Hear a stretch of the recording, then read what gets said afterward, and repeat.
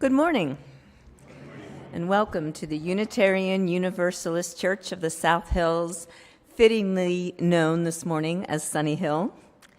And it is wonderful to see you all here with us this morning. Our mission at Sunnyhill is to create a more just and compassionate community within and beyond our walls. My name is Mary Jo Hennessy, and I serve as a worship associate for this congregation. If you are a newcomer or a visitor to our congregation, please go to sunnyhill.org and click on the button that says New to Sunnyhill. And you can receive more information about our congregation and receive our weekly email newsletter known as The Beat, where you can get information about upcoming events here at Sunnyhill and events that are outside of Sunnyhill itself, but that support our mission. If you are out there joining us online today, a gracious good morning to you as well, and please say hello or good morning in the comments on Facebook or YouTube. We'd love to know that you are out there and extend you a warm welcome as well. And now, a gentle reminder, it is time to disconnect from your cell phones, however briefly, just an hour, I promise, or any other electronic devices, so we can be free from buzzing and binging and be here at this time together, fully engaged.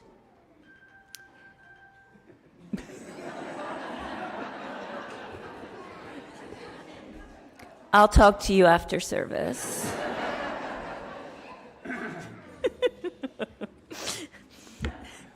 Today's service is titled Reproductive Justice Now.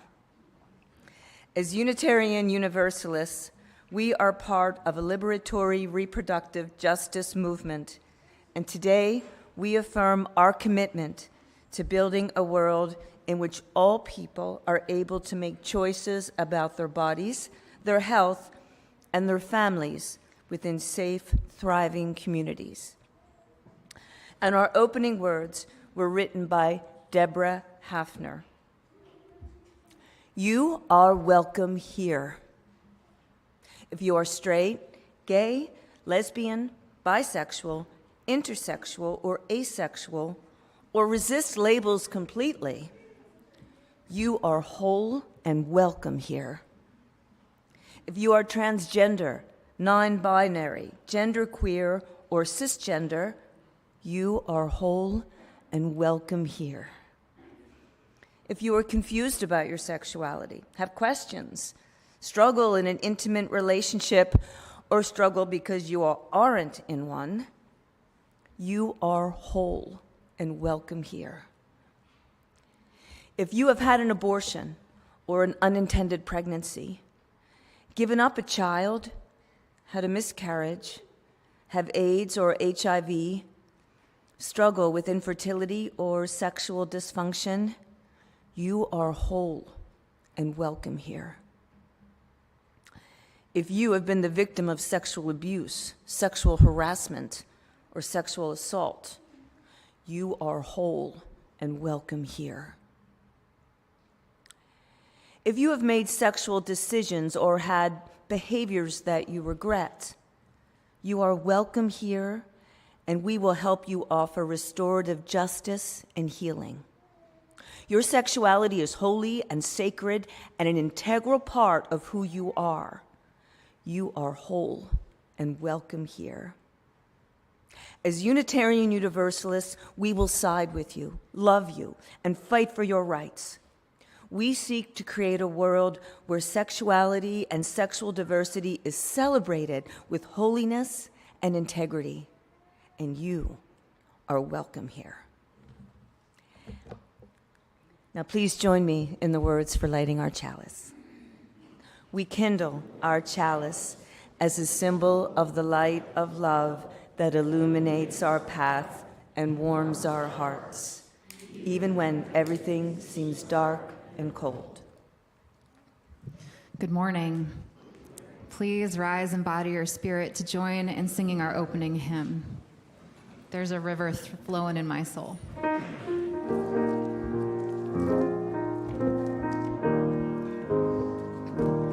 There's a river flowing in my soul. There's a river flowing in my soul. And it's telling me that I'm somebody. There's a river flowing in my soul. There's a river flowing in my heart. There's a river flowing in my heart. And it's telling me that I'm somebody. There's a river flowing in my heart. There's a river flowing in my mind. There's a river flowing in my mind. And it's telling me that I'm somebody. There's a river flowing in my mind. There's a river flowing in my soul. There's a river flowing in my soul. And it's telling me that I'm somebody. There's a river flowing in my soul.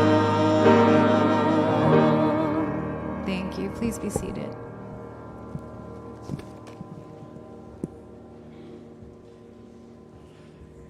Morning, everybody. My name is Bethany Thornton. I'm the membership director here, and we're going to do a new member ceremony this morning, so I invite our newest members to come forward.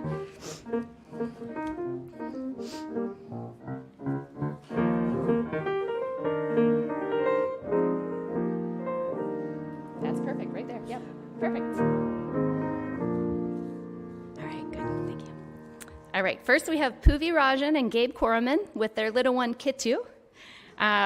They are very looking forward to having Kitu being able to grow up and be a part of a welcoming and thoughtful community. Next, we have Kathy Heberger, and Kathy is looking forward to continuing to meet and spend time with friends and singing in the choir. And next, we have Lee and Crawford Horn, who are new to Pittsburgh, and they're looking forward to being active participants in the beloved community here in Pittsburgh, and they look forward to having their spiritual batteries recharged on Saturday mornings. You can see, Sunday mornings, wrong place. If you, when you are leaving the sanctuary on the board, you can see their full bios and their pictures, and be sure to stop and say hello after service today. We're going to do a ceremony now.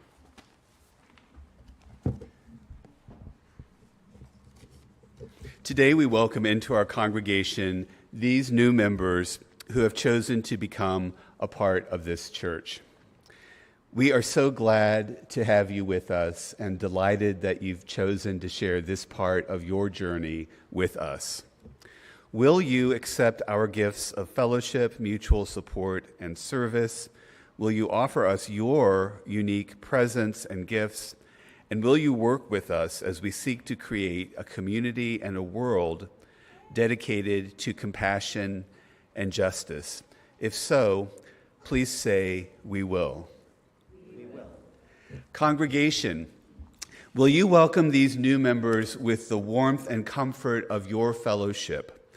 Will you seek to add your strengths and talents to the new gifts that they bring to us? And will you share our triumphs and our struggles as our community grows and changes? If so, please say, "We will." We will. Yay. Let us say together the words which you can find on our screens, which reflect our common purpose and common love in the midst of our diversity of beliefs. Love is the spirit of this church, and service its law. This is our great covenant, to dwell together in peace, to seek truth in love, and to help one another. Please join me in welcoming our new members.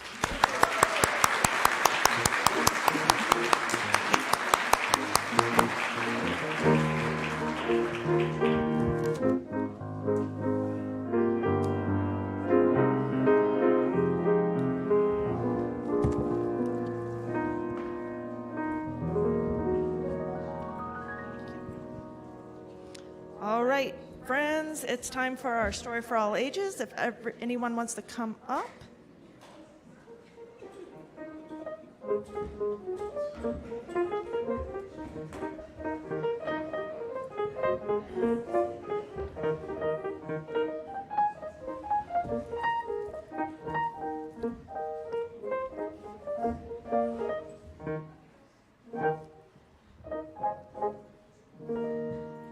All right, friends, good morning. Good morning. So this story this morning is about the Reverend Olympia Brown. When Olympia Brown was little, girls weren't supposed to whistle.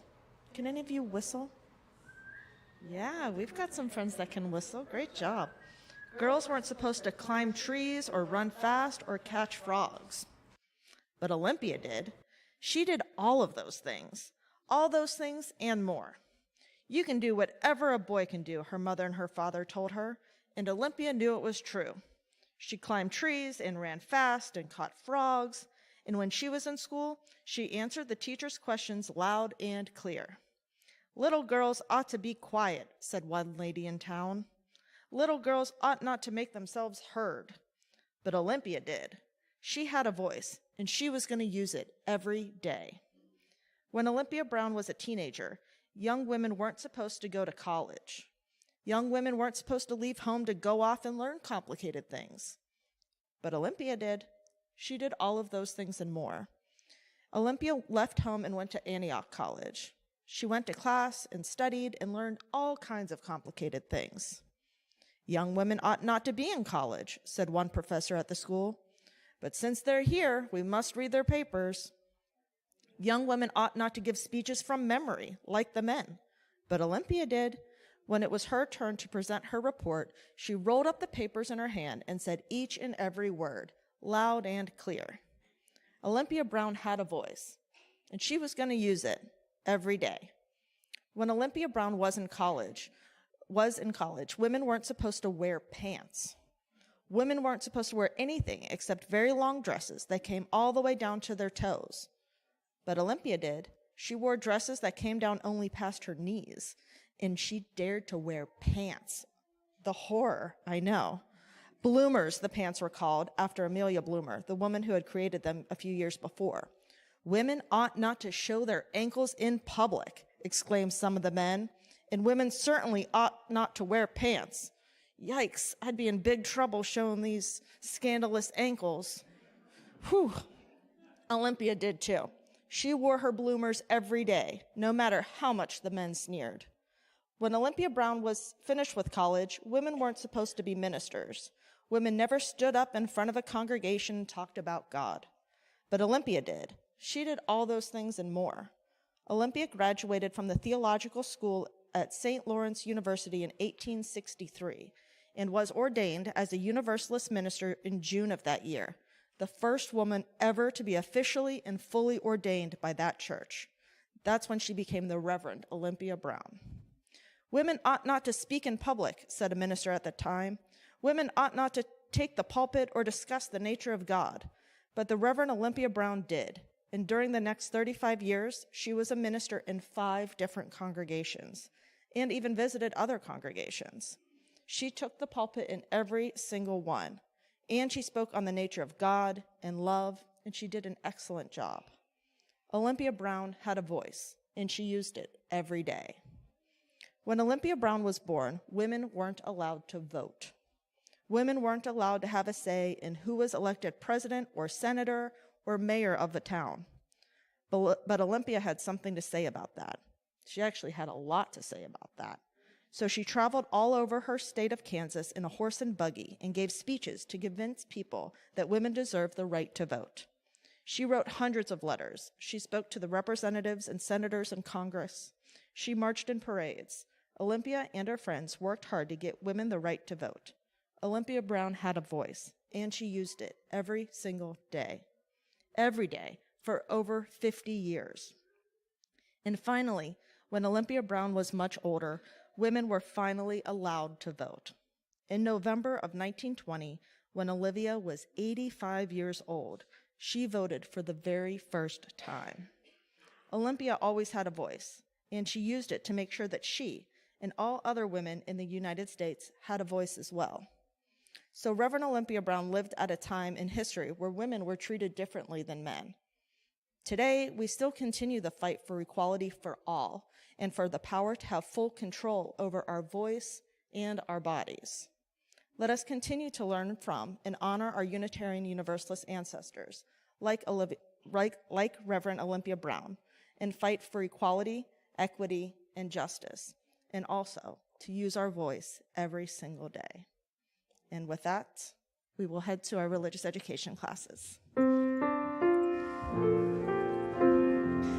As you go, may joy surround you. As you go, go in peace. Know our love is with you always. As you go, as you go, as you go, may joy surround you. As you go, go in peace.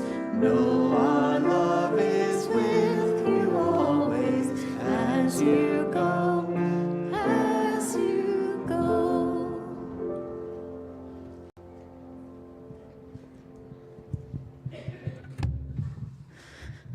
So this song was written and inspired by protesters outside the Supreme Court after Roe v. Wade was overturned, who chanted, "We won't go back, we won't go back."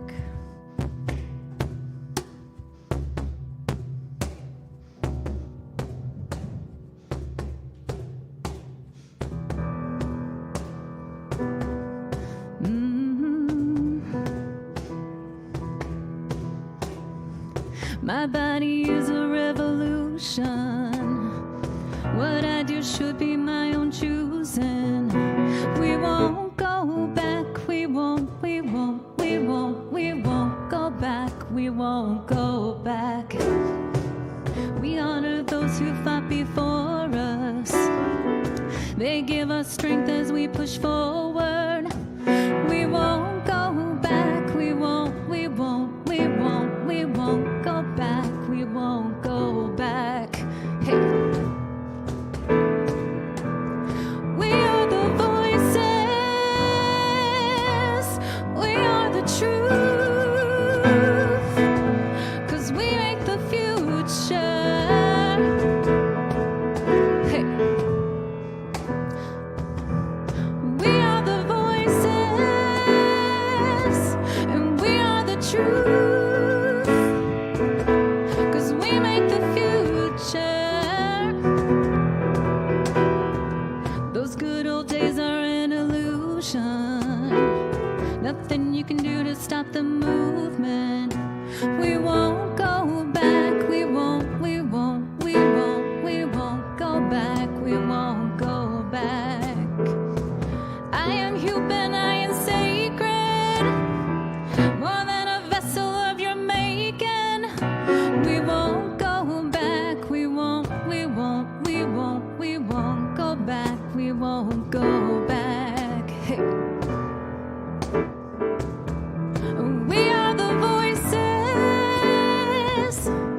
we are the truth, 'cause we make the future.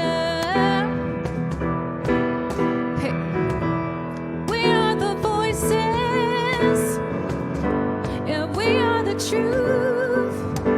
We won't go back, we won't, 'cause we make the future.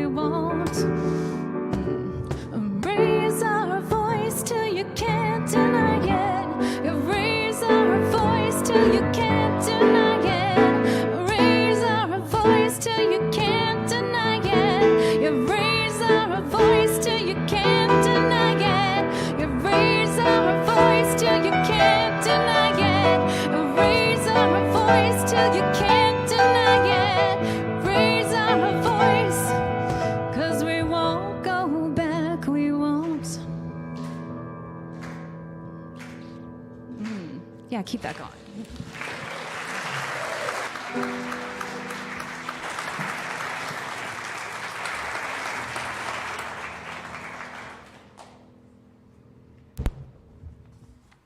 Good morning. My name is Jean Ferlin. I'm a member of the pastoral care team. It's easy to not know the difference between the pastoral care team and the caring team. The caring team does a great job of providing cards, meals, rides, memorial services.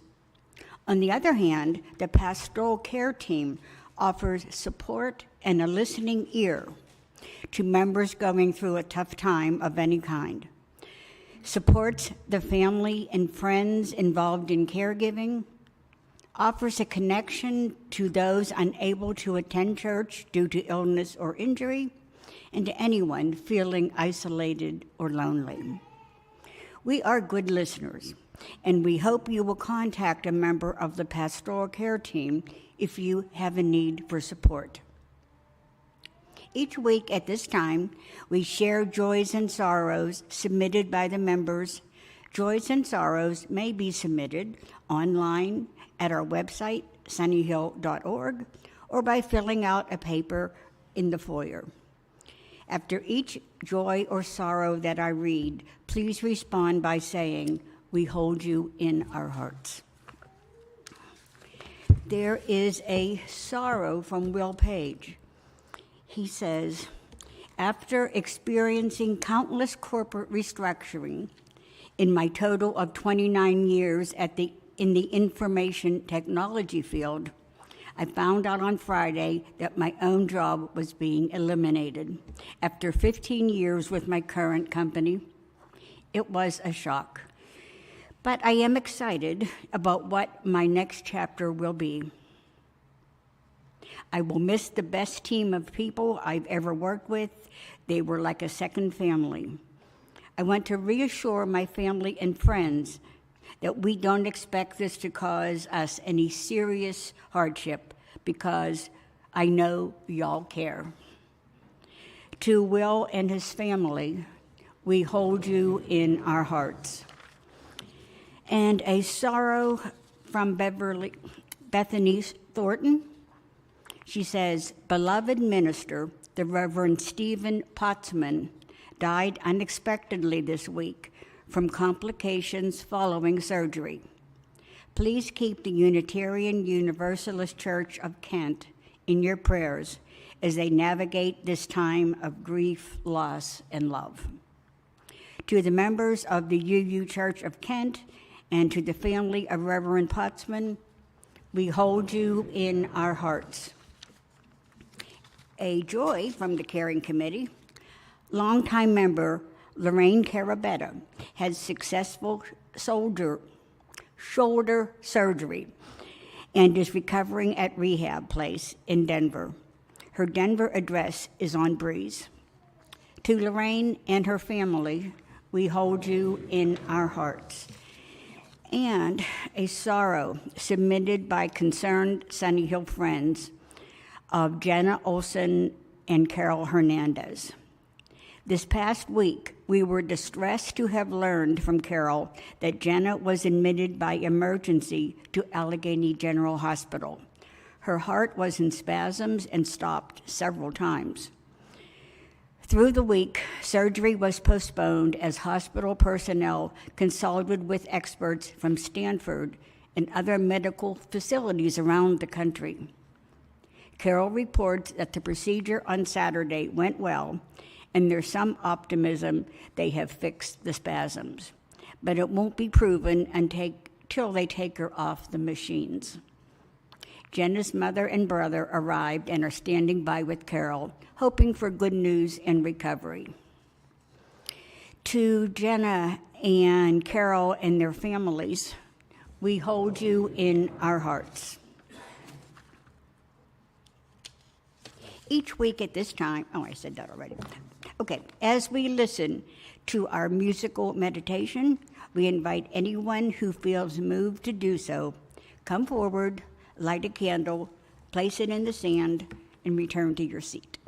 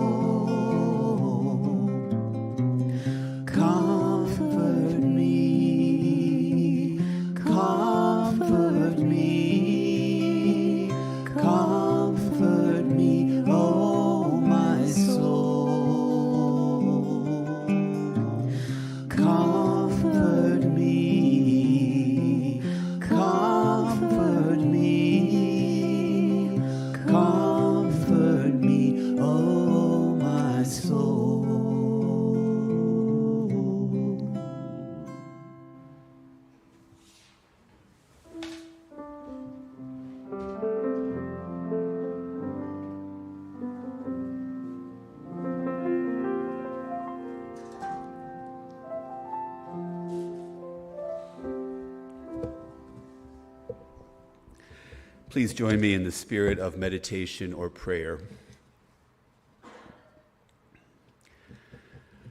Spirit of life and love, breathe in us and through us this day, that we might live more fully and help give life more abundantly. We give thanks for being here in one another's presence, for the many gifts that we have been given, for the beauty that surrounds us always.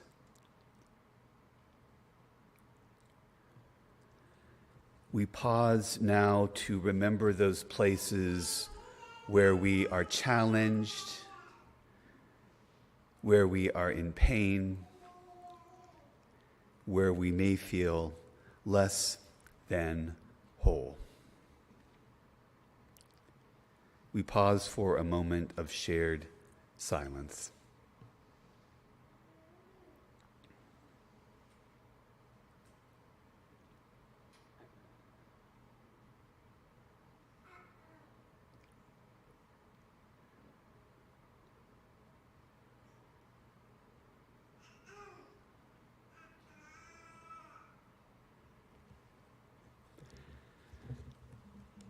Injustice today sometimes lurks in the shadows of indifference and denial, the shadows of prisons and refugee camps, the shadows of unexamined prejudice and unchecked power.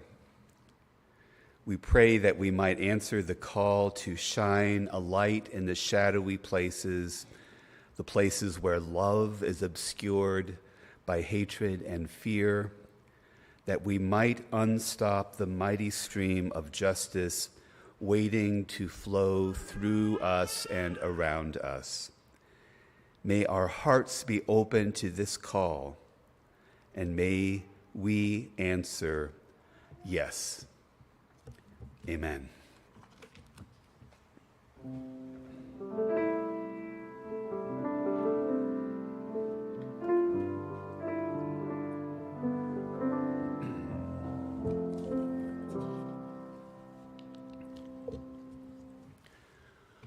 When my daughter first started driving a car a few years ago, she started decorating one of our cars as her own. It was her way, I think, of laying claim to this car. It began with subtle changes on the inside of the car that I noticed: a tiny artificial potted plant hanging from the rearview mirror, essential oil diffusers by the air vents. And then it spread to the outside of the car in the form of stickers and magnets with messages related to various social justice issues. We had conversations about the differences between virtue signaling and actually living a virtue-based life.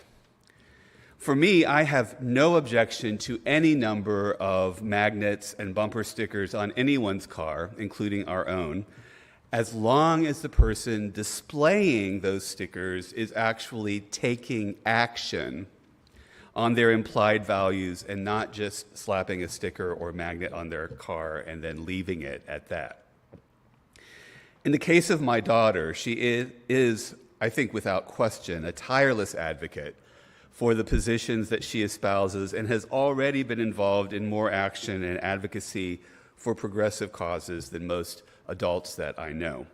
So I can't really complain about all those magnets and stickers on the back of our car, though I do reserve the right to occasionally grumble.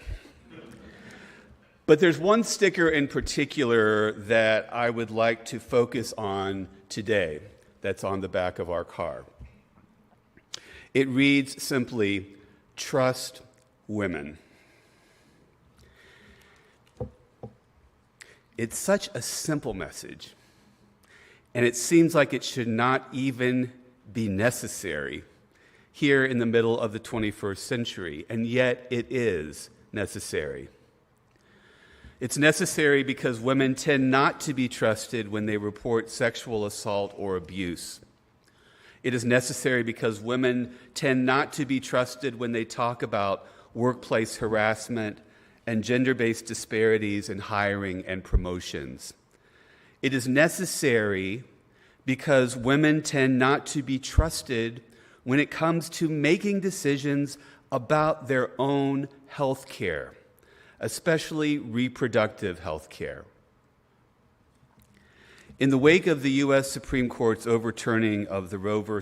Wade abortion rights decision, there may be no important or pressing issue in our country than reproductive justice. It is an issue that will and should be at the center of this year's elections on all levels of government. And it is an issue that is being debated and acted upon at the state, local, and federal levels in ways that will have a huge impact, for better or worse, for generations to come. As Unitarian Universalists, we are deeply committed to action on issues related to reproductive justice.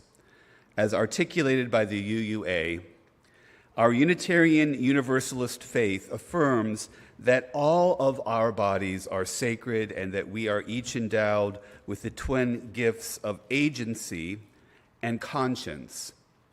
Each of us should have the power to decide what does and doesn't happen to our bodies at every moment of our lives, because consent and bodily autonomy are holy. And when disparities in resources or freedoms make it more difficult for certain groups of people to exercise autonomy over their own bodies, our faith compels us to take action. As Unitarian Universalists, we embrace the reproductive justice framework, which espouses the right to have children, the right not to have children, the right to parent the children one has in healthy environments, the right to safeguard bodily autonomy, and the right to express one's sexuality freely.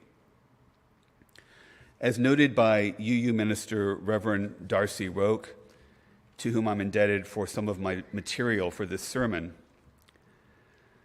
the term reproductive justice, as opposed to simply reproductive rights, was coined by women of color, primarily black women, in the early 1990s to provide a larger framework beyond choice, which often focused solely on abortion access.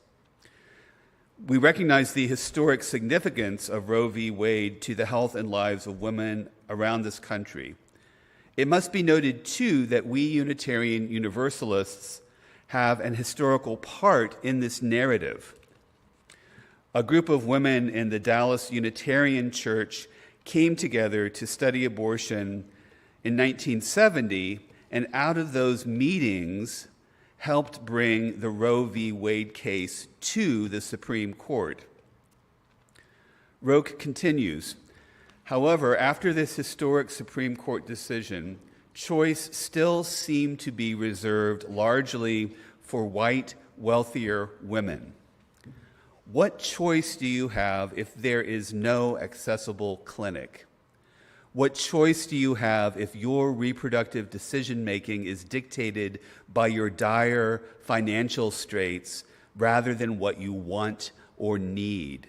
What choice do you have if you live in a state that is slowly rolling back full health care for women and your white women allies were ignoring your calls for solidarity?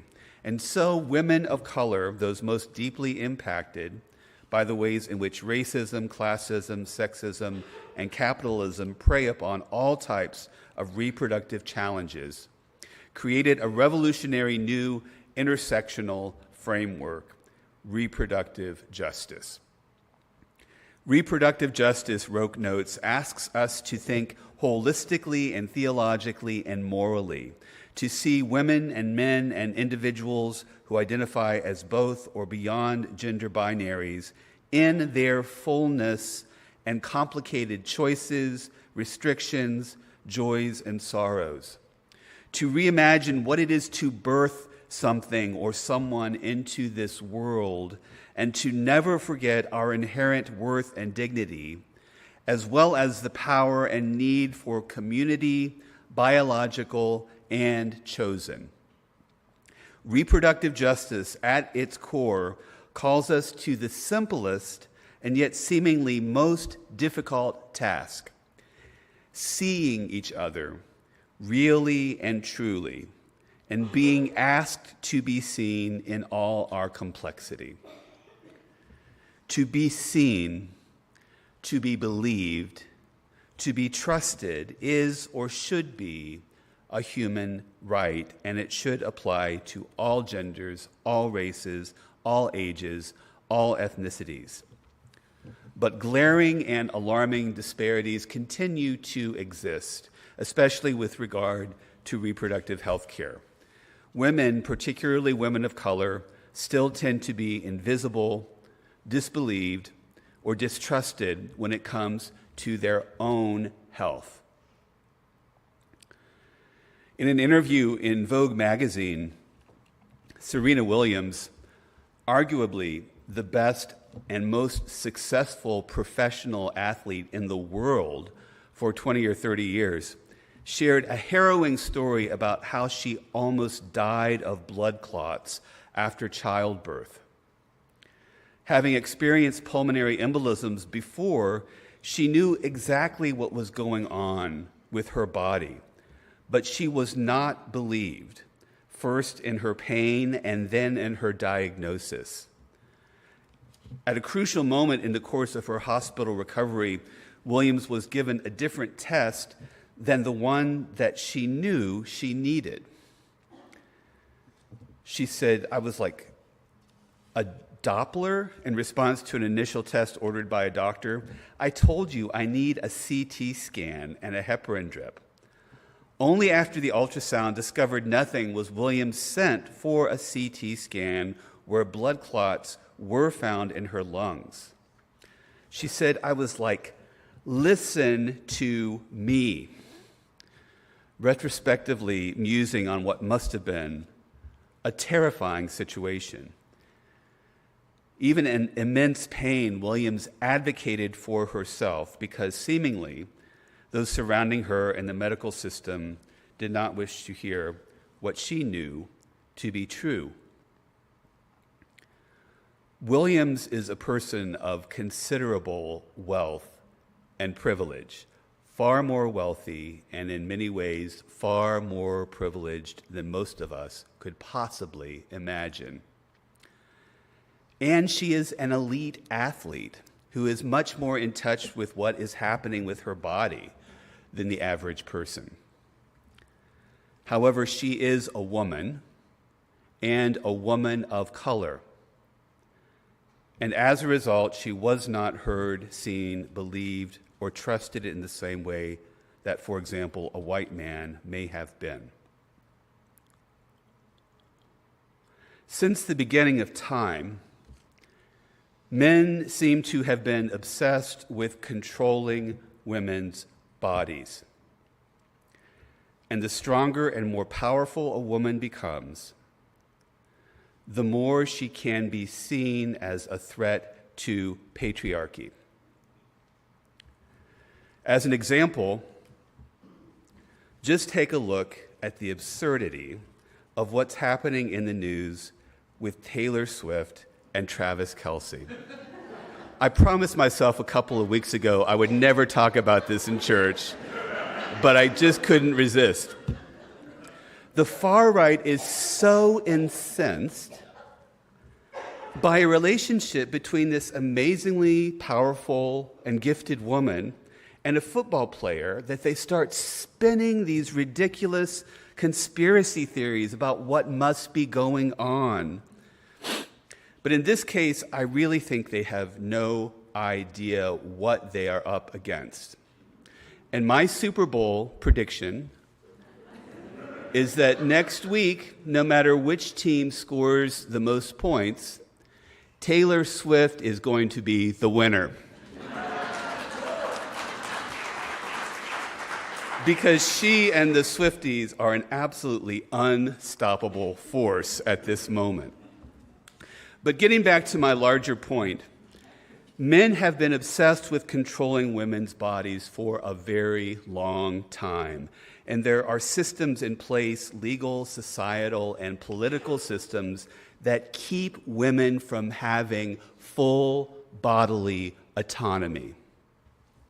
And right now, some of the most important battles regarding women's agency over their own bodies are taking place in the area of reproductive rights and reproductive justice. There are both discouraging and encouraging developments in reproductive justice right now. One hopeful development occurred recently in Ohio.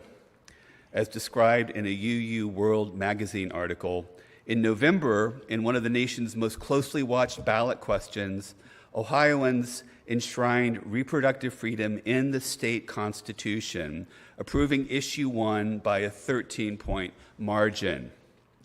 Key to victory was the work of progressive, faith-based coalitions, such as the regional interfaith group Greater Cleveland Congregations, or GCC, whose work to defend direct democracy against sabotage by state legislators last summer made the triumph possible. The UU Congregation of Cleveland, a GCC member, is deeply involved in work to defend democracy and secure reproductive rights. The congregation credits 2 programs from the Unitarian Universalist Association with building their organizing capacity and helping them contribute to the issue 1 victory. In 2022, the congregation joined UU The Vote's Good Trouble Congregation program, engaging more than 70 of their members in outreach to potential voters. Additionally, 4 members of the church participated in the organizing school offered by the Side with Love campaign. Reverend Randy Partain, the congregation's minister, observed of the participants, they came through with hope, enthusiasm, and a new set of organizing tools. Inequities in access to reproductive care due to race, location, gender identification, financial status, and more are why UUs are committed to reproductive justice. Politically speaking, I think it's fair to say that Ohio is a hot mess right now. As I mentioned last week, the state recently overrode a gubernatorial veto and passed an extremist piece of legislation criminalizing gender-affirming care for children and youth. At the same time, coalitions like the one that the UU Congregation of Cleveland participated in are starting to see some success in organizing around reproductive justice issues. And there's a lot we can learn from their example and from their experiences. I'd like to give a shout out to our own reproductive justice team here at Sunnyhill. You might have seen them before the service at a table outside. It's being led, if you could just wave, Vivian and Emily are leading our team.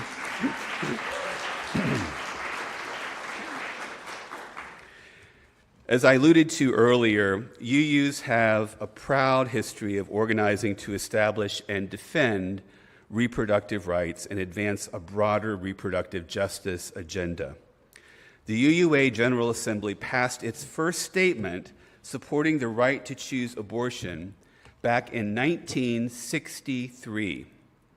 And many UUs were active in the Clergy Consultation Service, an underground interfaith network that helped people seeking an abortion get counseling and skilled medical care prior to the 1973 Roe v. Wade ruling.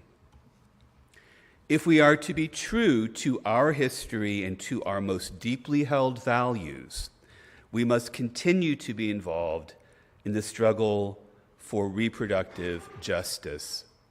To give up or to step back now when so much important work is being done and so many rights are being contested would be an absolute travesty. As a cisgender male, I cannot conceive and give birth, so I may not have as much skin in the game as others. But as a person committed to creating a more just and compassionate community, I have a responsibility to work for reproductive justice for all and to use my privilege and power to organize and work for this justice and to amplify the voices of those who have been disempowered and distrusted for far too long. Going back to my daughter's bumper sticker, which is still, by the way, proudly displayed on our car, trust women. Trust the stories and experiences of the people whose bodily autonomy has been and continues to be denied or threatened. Trust the voices of those who have struggled for centuries to be heard, to be respected, to be included. And no matter who you are, trust your own power to make a difference for the better. Dr. George Tiller was a physician who provided reproductive health care, including abortion services at a clinic in Wichita, Kansas. He often wore a lapel pin that said on it, "Trust women." Dr. Tiller said, "Abortion is about women's hopes, dreams, potential, the rest of their lives. Abortion is a matter of survival for women." Tiller was assassinated by an anti-abortion extremist while Tiller was serving as an usher at his church in Wichita in 2009. The Wichita-based organization Trust Women was founded in Tiller's honor. Their mission is to open clinics that provide abortion care in underserved communities so that all people can make their own decisions about their health care. While not all of us will be on the front lines of the struggle for reproductive rights in the same way that Dr. Tiller was, I do think that we all have a role to play in safeguarding the right to reproductive health care. And in the end, without the right to bodily autonomy, other rights just don't matter much. I hope and pray that each one of us will work for reproductive justice for all, now and always. May it be so. Amen.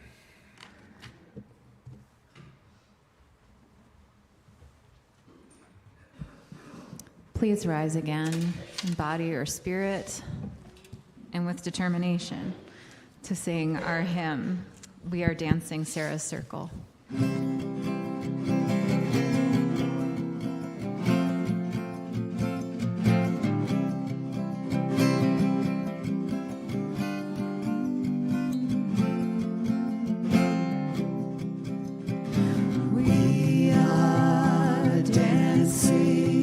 Sarah's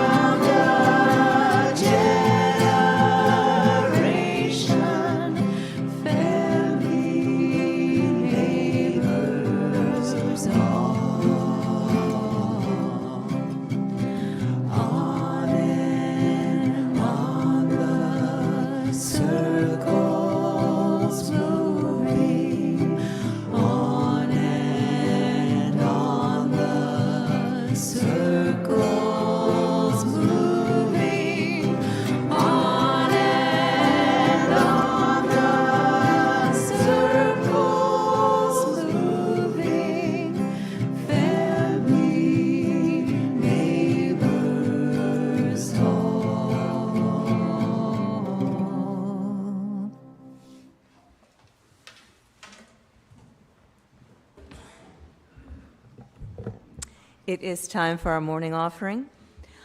Today, this month, our Share the Plate beneficiary for all of February is the Western Pennsylvania Fund for Choice. Abortion is essential reproductive health care, and there are an ever-increasing number of barriers to women and people seeking safe, compassionate abortion care in the Western Pennsylvania region. The Western PA Fund for Choice helps clients pay for their abortion services, their transportation, and other costs associated with accessing abortion services in our region. If you'd like to make a gift via our online giving system, you can do so by going to sunnyhill.org and click on the button that says Online Giving, and then follow the instructions. Or you can give by text at 412-324-3130 and choose the type Sunday to give to our Share the Plate organization. And for those of you here with us in person, our ushers will be bringing round the baskets shortly. And as always, thank you for your generosity.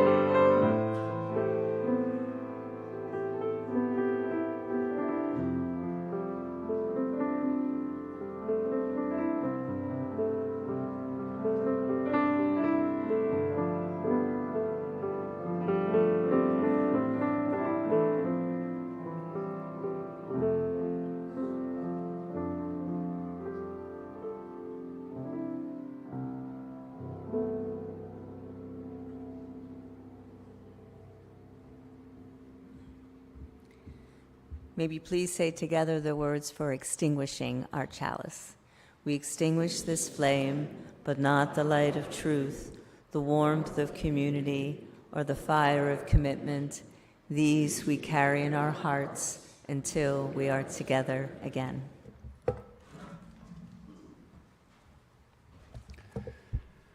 These closing words were written by Shelley Page. First, listen and learn from those whose lives are so different from yours. Then, passionately speak for justice on behalf of all, that all may live in health, wholeness, and love. Go in peace, seeking justice.